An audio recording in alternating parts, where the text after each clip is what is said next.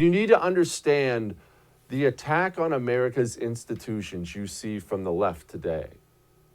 Now, they mainly use racism or sexism today, but all the attacks you see on America's system today, all of our cultural institutions, they're all intentional. They're all intentional. It is, it's a little ways past the Civil War.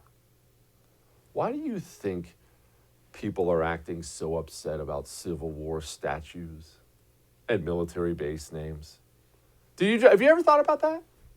I mean, it's easy to sit and say, well, a bunch of whiny sissies were affected by something that never involved them. I mean, that's somewhat true of some of them, sure. But have you ever sat and thought about why? What is the point of actually doing stuff like that? And of course, they didn't stop at Civil War. Thomas Jefferson had to go. Abraham Lincoln had to go. They'll all have to go eventually. Why? Is it because they're all a bunch of whiny, soft babies? No. I actually wish that was the case. The reason these people all have to go, the monuments have to go, the names have to go, is because they have to destroy who you are so they can remake you. They don't want you to be an individual, and they certainly don't want you to be free. The left has done this every country where they've ever gained power. They want you to realize you're no longer a God-made soul, an individual human being, a unique person. You are simply part of the collective. You're part of their system now.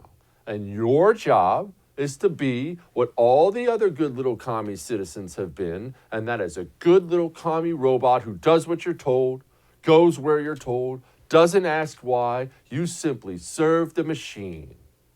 And they can never get free Americans to go completely that way until they destroy what you were. That's why they do it. And the most amazing thing about it is they found something that really, really grinds at Americans, and they exploited it for their own good. One of the biggest things they use out there, I know you see it all the time now, racism, race, civil rights. Why did they say that? It's not because they actually care about civil rights or racists or racism or any of that other stuff. It's not it. They say that because they were always going to probe until they found out what actually gets to you, constantly probing for weak spots. You can scream a million things at Americans and they'll shrug it off, but Americans, by their general nature, don't want to be racist. You call somebody a racist. You call somebody something they're not. There's this instinctual need inside to defend yourself against that, prove that you're not. Well, I'm not racist. I'm not racist. I have a black friend. People say lame stuff like that all the time. My best buddy's Mexican. What? It sounds lame because it is lame, but what you need to know is people feel the need to do that to prove the opposite of what they're being accused of. And the left saw that weakness. That's why I rail against Republicans who cave to that all the time now. The left saw you defend yourself. They saw Republicans defend themselves so lamely like that. No one's done more for black people. And they said, oh, well, that's what gets to them. We must keep it up. The same as a younger brother trying to find a million different ways to get to his older brother who picks on him all the time. And finally finds that if he messes with his toothbrush, that's what makes him freak out. They're always probing you to see what gets to you.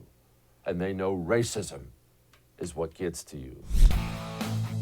Hey, thanks so much for watching the first on YouTube. If you liked what you saw, go ahead and like and subscribe. You heard me, like it, subscribe. You'll get a lot more of it and a lot more of me.